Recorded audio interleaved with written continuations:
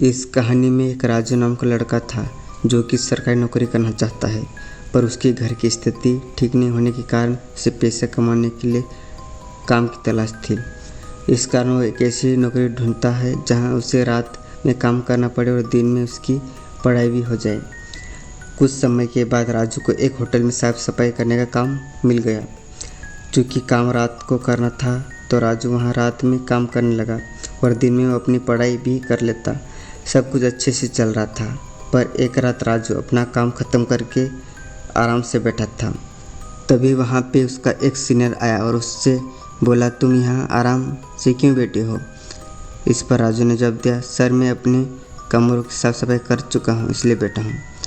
फिर उसके सीनियर ने कहा, नहीं, आज तुम्हें होटल की सबसे ऊपरी की मंजिल में 4 कमरे हैं, उनमें भी सफाई करनी है, जाओ। वहाँ इतना बोल के उसका सीनियर वहाँ से चला गया। फिर राजू ने होटल की सबसे ऊपरी की मंजिल के 3 कमरों को साफ सफाई कर दी और अंत में जो 4 नंबर का कमरा था वहाँ गया। वो बहुत ही आलीशान कमरा था। इतना खूबसूरत कमरा राजू देखता ही रह गया। अभी तक किसी ने भी राजू को इस कमरे की खूबसूरती के बारे में नहीं बताया था। राजू ने थोड़ा ध्यान दिया तो उसने पाया कि ये कमरा तो पहले ही साफ है, मगर फिर भी उसके वहाँ सफाई तो करनी ही थी। इसलिए वो वहाँ की चीज़ों को बड़े आराम से साफ सफाई करके उसके स्थान पर रखता जा रहा था। कुछ देर बाद राजू को ऐसा लगा कि उसके पीछे कोई खड़ा है। राजू ने पीछे मुड़ के देखा तो वहाँ कोई भी नहीं था। राजू ने सोचा ऐसा कई रातों से काम कर रहा है और दिन में भी नहीं सो पाता, इसलिए हो रहा है, और वापस अपने काम में लग गया। तभी अचानक उसे ऐसा लगा कि कोई उसके सामने से दौड़ के भागा है। राजू को अब डर लगने लगा और वो थोड़ा देर के लिए सहम सा गया और कुछ देर इधर उधर देखने के बाद उसने फिर से अपना काम चालू किया ताकि वो जल्दी से अपना काम ख़त्म करके वहाँ से निकल जाए।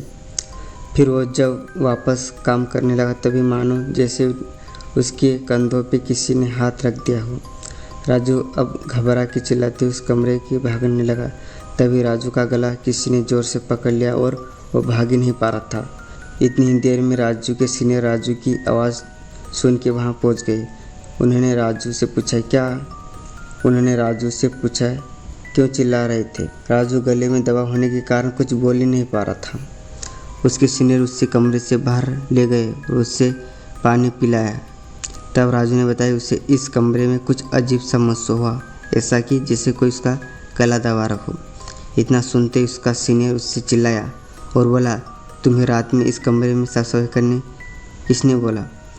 इस कमरे में कोई भी अकेले सफाई नहीं करता है और इस कमरे में की साफ सफाई दिन में की जाती है।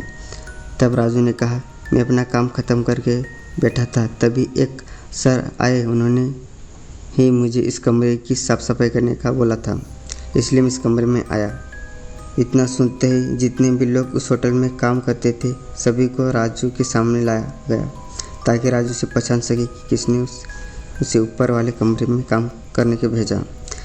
फिर वहाँ जितने भी लोग थे राजू ने सबको देखा, पर उनमें से कोई नहीं था। तब उन लोगों ने वहाँ जितने स्टाफ काम करते थे उन सारे स्टाफ की इमेज राजू को दिखाई।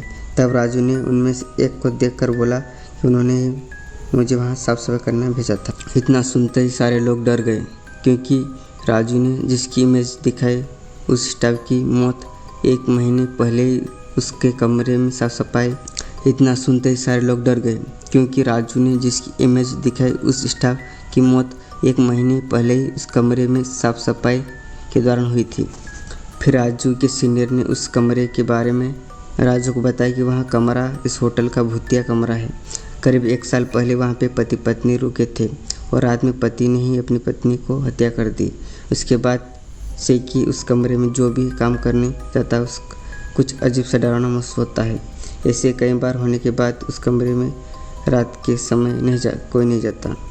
और पिछले महीने जिस स्टाफ की मृत्यु हुई पिछले महीने जिस स्टाफ की मृत्यु उस होटल के भूतिया कमरा में हुई है, वो भी रात के समय पता नहीं क्यों बिना किसी को बताए अकेले काम करने चला गया था।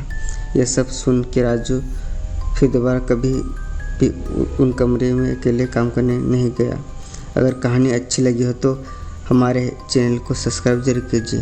धन्यवाद।